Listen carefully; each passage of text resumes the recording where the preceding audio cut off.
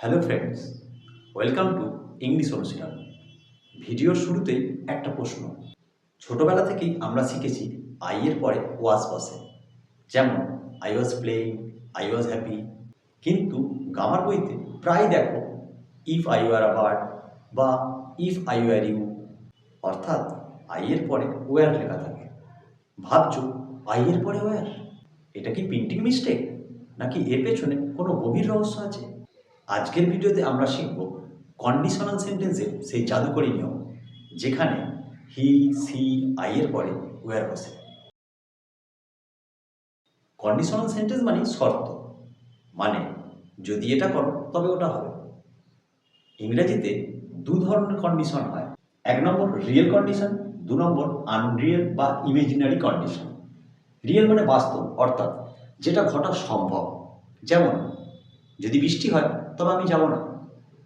দু নম্বর আনরিয়েল বা imaginary condition, অর্থাৎ অবাস্তব বা কল্পনা, অর্থাৎ যেটা ঘটা সম্ভব নয়। মানে আমি যদি পাখি হতাম। যত গন্ডগোল হয় এই দ্বিতীয়টাতেই। প্রথমে সহজটা দিয়ে শুরু করি। যদি ঘটনাটা ভবিষ্যতে ঘটার সম্ভাবনা থাকে তাহলে তাকে ফার্স্ট কন্ডিশনাল বলে।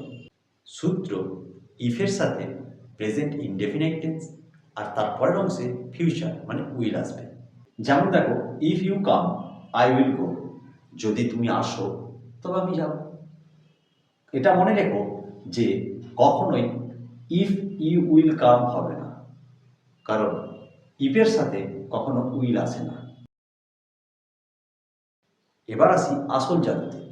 যখন আমরা এমন কিছু কল্পনা করি যা বর্তমানে সম্ভব না, তখন আমরা সাবজাংটিভ মুড ব্যবহার করি। এক্ষেত্রে সূত্রটা হয় if plus subject plus were এবং শেষ অংশে উড প্লাস ভার্বের first form.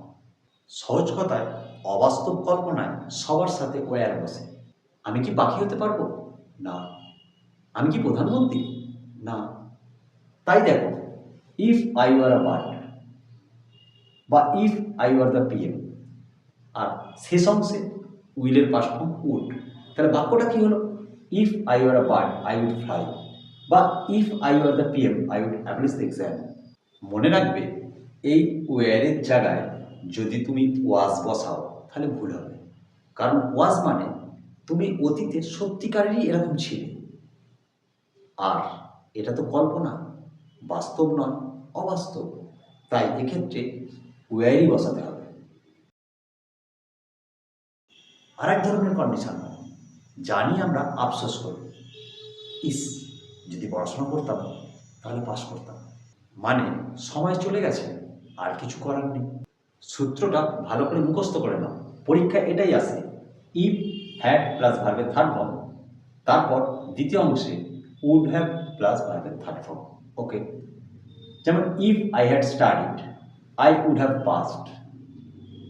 If I had seen him, যদি আমি তাকে দেখতাম, I would have called him, আমি তাকে ডাকতাম। আমি তাকে দেখিও নি, তাই ডাকিনি। তাহলে বন্ধুরা, কনফিউশন ক্লিয়ার? বাস্তব হলে উইল, কল্পনা হলে উয়ার প্লাস উড, আর অতীতের আক্ষেপ হলে হ্যাড প্লাস উড হ্যাভ। আজকের হোমওয়ার্ক, এখানে সঠিক বিভার্ব কি বসবে তা কমেন্টে জানাও। ভিডিওটা ভালো লাগলে লাইক, সাবস্ক্রাইব কিন্তু মাস্ট।